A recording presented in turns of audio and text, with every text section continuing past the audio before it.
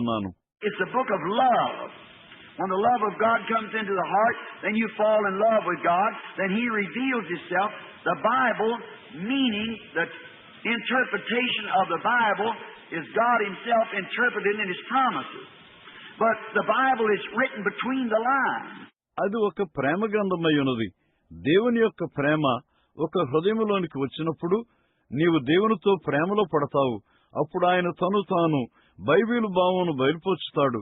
Bible యొక్క అనువాదం ఏమనగా దేవుడే స్వయంగా ఆయన యొక్క వాగ్దానములను అనువదించుచేయున్నది. అది వరుసల మధ్యలో వ్రాయబడింది. Now, like my wife, she's the most wonderful woman in all the world. Now, I really love her. She loves me.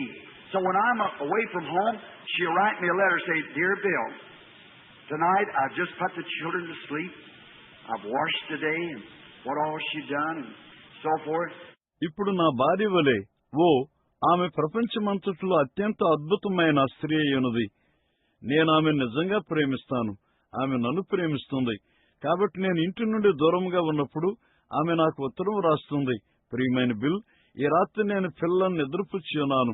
ఈ రోజు నేను స్నానం చేసి ఉన్నానంటుంది. ఆమె ఏమేమి చేసిందో అంతా వ్రాస్తుంది.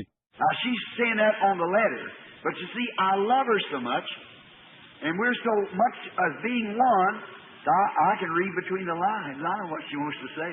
See, whether she tells me that or not. See, I know what she means because it's my love for her and my understanding.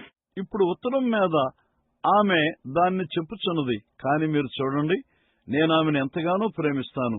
మేము ఎంతో ఒక్కటిగా ఉన్నాము. చివరికి నేను ఆ వరుసల మధ్య చదువుగలను. ఆమె ఏమి చెప్పగోరుచున్నదో నాకు తెలుసు. చూడండి, ఆమె దాన్ని నాకు చెప్పినా లేక చెప్పకపోయినా చూడండి, ఆమె భావం నేను ఎరుగుదును.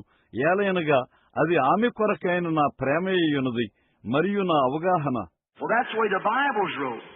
See, the scholarship will go right over the top of it. They'll never get it. See, you've got to be in love with the Word, Him, to know Him. See. మంచిది. ఆ విధానములోనే బైబిల్ రాయబడి ఉన్నది. చూడండి, విద్యాభ్యాసం తినగా దాని తల మీదుగా పైనుండి వెళ్ళిపోతుంది. వారు ఎన్నడూ దాన్ని పొందలేరు. చూడు, నీవు తప్పక వాక్యంతో ప్రేమతో ఉండవలసి ఉన్నది.